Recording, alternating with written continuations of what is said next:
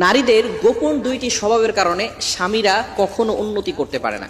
বিশেষ করে যারা হাজবেন্ড আছে, নারীদের বিশেষ করে মা বোনরা যারা আছে, অনেকেই আমার এই কথার দ্বারা রাগান্বিত হতে পারেন। এটা নবী সাল্লাল্লাহু আলাইহি ওয়াসাল্লাম নিজে বলে দিয়েছেন, বুখারী শরীফের হাদিসের ভিতরে আসছে, নারীদের কিছু ভুলের কারণে তাদের হাজবেন্ডরা তাদের লাইফে কখনো উন্নতি করতে পারে না। বিশেষ করে আমাদের মা বোন যারা রয়েছে, তারা অলওয়েজ চায় আমার স্বামী উন্নতি করুক, আমার স্বামী অনেক টাকার মালিক হোক, সম্পদ হোক, আমাদের যাতে করে কারো কাছে হাত পাততে না হয়। কিন্তু কিছু নারী এমন আছে, কিছু মা বোনেরা এমন আছে, তাদের ভুলের কারণে তাদের স্বামীরা কখনো লাইফে উন্নতি করতে পারে না, তাদের লাইফে ডেভেলপ করতে পারে না, সংসারে শান্তি আসে না, মা বোনদের কিছু ভুলের কারণে। নাম্বার ওয়ান, এক নাম্বার ভুল হচ্ছে যে গোপন ভুলটি মা বোনরা করে থাকে, সেটা হচ্ছে বুখারী শরীফের হাদিস, নবী সাল্লাল্লাহু আলাইহি ওয়াসাল্লাম নিজে বলে দিয়েছেন, সেটা হচ্ছে নারীরা অকৃতজ্ঞ হয়, অর্থাৎ স্বামীর কৃতজ্ঞতা প্রকাশ করে না, স্বামীর শুকরিয়া আদায় করে না। বুখারী শরীফের ভিতরে আসছে, নবী সাল্লাল্লাহু আলাইহি ওয়াসাল্লাম বলে দিয়েছেন, এমন কোনো স্ত্রী আছে যে স্বামী সারাটা জীবন তাকে সবকিছু দিয়েছে, ভরণ পোষণের দায়িত্ব নিয়েছেন, শুধু তাই নয়, সব কিছু দেওয়ার পরেও যদি কোনো সময় কোনো একটু ত্রুটি হয়ে যায়, কিছু যদি না দিতে পারে, যদি বিশেষ করে ঈদের সময় অথবা কোনো অনুষ্ঠানে যদি একটি শাড়ি না দিতে পারে, অথবা একটা জিনিস চেয়েছে সেটা যদি না দিতে পারে, তাহলে ওই স্ত্রী তার স্বামীর এমনটা অকৃতজ্ঞ হয়ে যায়, সেই স্ত্রী তার স্বামীকে বলে, তোমার সাথে সংসার করে আমার লাইফে আমি কিছুই করতে পারি না, তুমি আমাকে কিছুই দাও নাই। অথচ সারাটা জীবন স্বামী তার জন্য অক্লান্ত পরিশ্রম করেছে, তারপরও সেই স্ত্রী তার হাজবেন্ডের ব্যাপারে কোনো রকম কৃতজ্ঞতার স্বীকার না করে তার অকৃতজ্ঞতা আদায় করছে। এই কারণে কিন্তু স্বামীর মন ভেঙে যায়, আস্তে আস্তে ওই সংসারের ভিতরে অশান্তি সৃষ্টি হতে থাকে।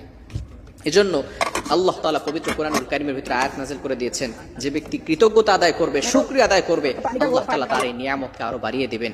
রব্বুল আলামিন নিজেই বলে দিয়েছেন 13 নম্বর পারার 15 নম্বর পৃষ্ঠার 4-5 নম্বর লাইন সূরা ইব্রাহিমের 7 নম্বর আয়াতের একটি অংশে রব্বুল আলামিন বলেন, লা ইন শাকারতুম লা আযীদান্নাকুম ওয়া লা ইন কাফারতুম ইন্না আযাবি লাশাদীদ।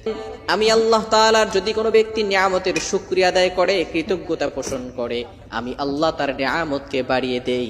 আর কোনো ব্যক্তি যদি আমার নিয়ামতের শুকরিয়া আদায় না করে, তাহলে আমি আল্লাহ তার নিয়ামতকে ছিনিয়ে নেই। আর তার জন্য রেখেছি ইন্না আযাবি লাশাদীদ, খুবই ভয়ঙ্কর আযাব তার জন্য অপেক্ষা করছে।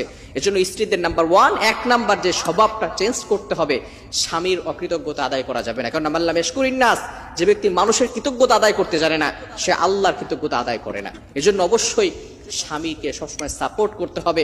স্বামীকে কোনো কথা বলে তুচ্ছ তাচ্ছিল্য করা যাবে না। তুমি কত টাকা ইনকাম করো, কিভাবে, অনেক স্ত্রী এমন রয়েছে ক্রিটিসাইজ করে স্বামীকে নিয়ে, এমন ভাবে কথা বলে যে তোমার সংসারে এসে আমার সবকিছু শেষ হয়ে গিয়েছে, আমার বাবার এই আছে, আমার ভাইয়ের এই আছে, সেই আছে, সবকিছু বলে স্বামীকে ক্রিটিসাইজ করে, তুচ্ছ তাচ্ছিল্য করে। খবরদার, এটা করা যাবে না।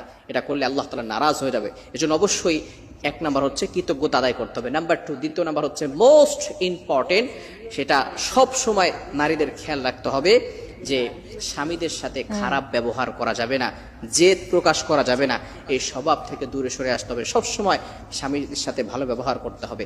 অনেক সময় স্বামীরা বাহির থেকে আসার পরে অনেক সময় স্ত্রীরা স্বামীদের সাথে ভালো ব্যবহার করে না, খারাপ ব্যবহার করে এবং অপচয় করে। অনেক নারী এমন আছে যারা অপচয় করে, তাদেরকে আল্লাহ তাআলা মহব্বত করেন। যারা জন্য আসল এই অপচয় থেকে, খারাপ ব্যবহার থেকে আমরা দূরে সরে আছি। মা বোনদের এই দুইটি স্বভাব চেঞ্জ করতে হবে, তাহলে আল্লাহ তাআলার পক্ষ থেকে সাহায্য আসবে।